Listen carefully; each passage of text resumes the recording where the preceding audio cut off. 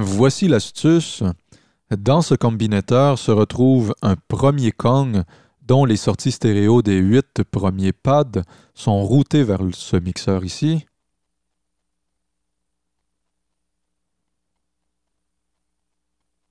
Nous voyons ensuite un autre Kong dont les 8 derniers pads sont routés vers les 8 entrées de ce second mixeur.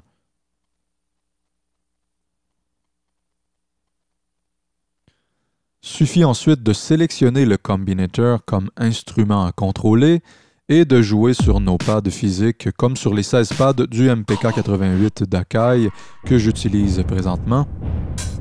Il est possible aussi d'utiliser tout simplement les touches de piano. Bref, nous avons là 16 pads stéréo séparés maintenant. Revenons sur notre patch Kong plus simple dans une nouvelle session et expliquons rapidement dans le menu Drum Output la différence entre les deux types de sorties que nous n'avons pas détaillés encore, soit effet maître et effet bus. Insérons tout d'abord un tape echo dans le bus FX et un Drum Room Reverb dans la tranche Master FX. Jouons un pad et constatons que la sortie est positionnée sur effet maître. Dans cette configuration, nous n'entendons que la réverbération. Dans ce mode de sortie, la tranche Bus FX est un effet de type Send FX comme nous l'avons déjà expliqué. De ce fait, pour entendre l'effet de ce tape echo sur un pad particulier, il faut donc donner un certain gain au bouton Bus FX présent sur le panneau de contrôle du canal de drum sélectionné. Maintenant, on entend les deux effets. Constatons que si la réverbération est présente pour tous les pads, le tape echo n'est présent que pour le pad dont le gain du bouton Bus FX a été augmenté. Constatons au passage que nous avons ici un petit gain de volume général associé au volume du bus FX envoyé vers le Master FX. Sur le panneau de contrôle, ramenons le potentiomètre bus FX à 0. Maintenant, choisissons un pad et dans le Drum Output, sélectionnons comme sortie effet du bus. Maintenant, la tranche Bus FX devient pour ce pad non pas une tranche d'effet Send, mais une tranche d'effet d'insert. On remarque qu'on entend bien le tape echo alors que dans le panneau de contrôle de ce pad, le bouton Bus FX est à 0. Lorsque la sortie principale gauche-droite est sélectionnée, le son du tape echo et surtout ce qui importe ici, le son de la reverb sur la tranche master ne colore plus le son. Cependant, dans le panneau de contrôle, lorsque l'on tourne le bouton Bus FX pour un pad en particulier, les deux effets, soit tape echo sur le Bus FX et la reverb sur la tranche master, se font sentir en effet send. Dans le Drum Output, il en va de même pour toutes les autres sorties que nous avons précédemment étudiées. Éteignons les effets. À l'arrière du rack, dans la partie du haut au centre, se retrouve une entrée et une sortie gate pour chaque pad.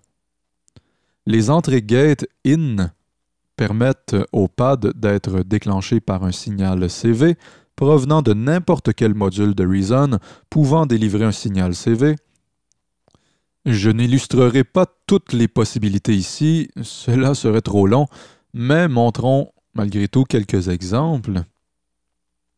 Vous aimez bien le Kong, mais vous regrettez qu'il ne soit pas fourni avec un séquenceur intégré comme celui qu'on retrouve sur le ReDrum.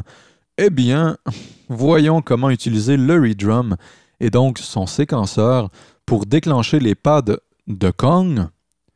Insérons un ReDrum au-dessus du Kong en maintenant la touche Shift enfoncée Inutile d'aller chercher des sons pour notre ReDrum, ce dernier nous servira simplement de séquenceur pour nos pads, du moins pour au moins 10 pads. Remarquons à l'arrière du ReDrum que chaque tranche comporte une sortie gate. Et bien de ce fait, branchons tout simplement la sortie gate des 10 tranches du ReDrum à 10 pads. J'ai déjà fait le travail sur cette session. Et voilà, maintenant, on peut même cliquer sur les boutons de préécoute sur les tranches du ReDrum pour entendre les sons du Kong. À partir de maintenant, nous pouvons tout simplement se bâtir des patterns avec le ReDrum comme nous le faisions auparavant.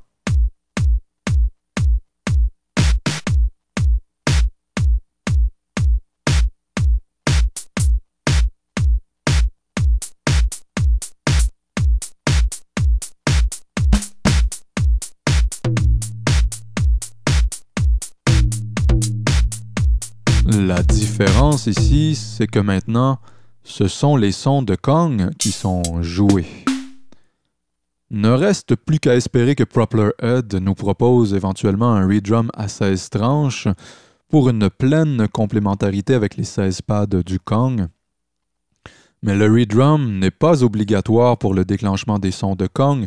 Nous avons vu précédemment que nous pouvions très bien utiliser le séquenceur général pour ce faire, et nous verrons d'autres approches dans quelques instants.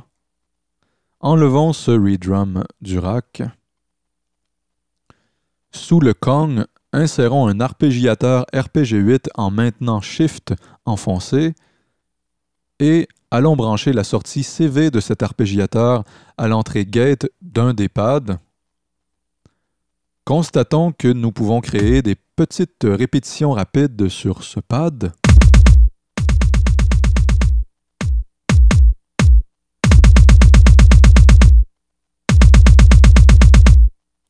Ceci permet d'émuler en quelque sorte la fonction NotRepeat que l'on retrouve sur les MPC ou les MPK d'Akai. Nous pouvons augmenter la vitesse de cet arpégiateur pour des effets spéciaux.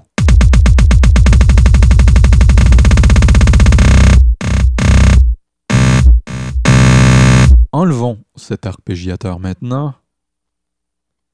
Insérons un subtractor et branchons la sortie Modulation Envelope du subtractor à une entrée gate d'un pad et constatons que chaque fois qu'une note est jouée sur le subtractor, cela déclenche le son sur le pad aussi.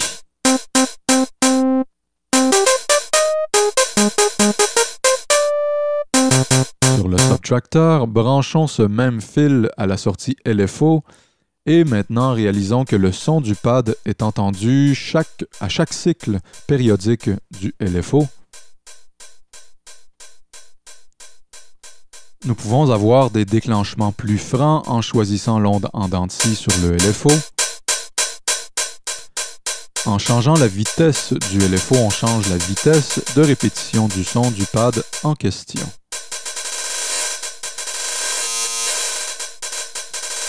Bref, n'importe quel signal délivrant un influx gate sera susceptible de déclencher les pads. Nous pouvons faire l'inverse, c'est-à-dire que n'importe quel pad du Kong peut aussi déclencher ou avoir une incidence sur différents modules de Reason. Par exemple, supprimons le subtractor et insérons un octo Rex. Allons chercher une boucle Rex. Faisons jouer la boucle, tournons le rack, branchons la sortie gate d'un pad à l'entrée Master Volume sur le Octorex, poussons le gain CV à fond et constatons maintenant que chaque fois que le pad est appuyé et maintenu enfoncé, le son de la boucle est entendu et forcément, chaque fois qu'on relâche la pression du pad, le son de la boucle n'est plus entendu.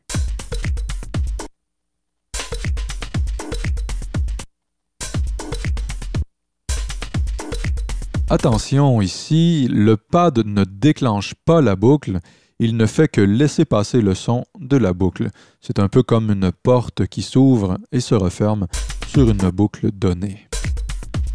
Nous pouvons baisser le volume de notre pad pour n'entendre que la boucle Rex lorsque le pad est enfoncé.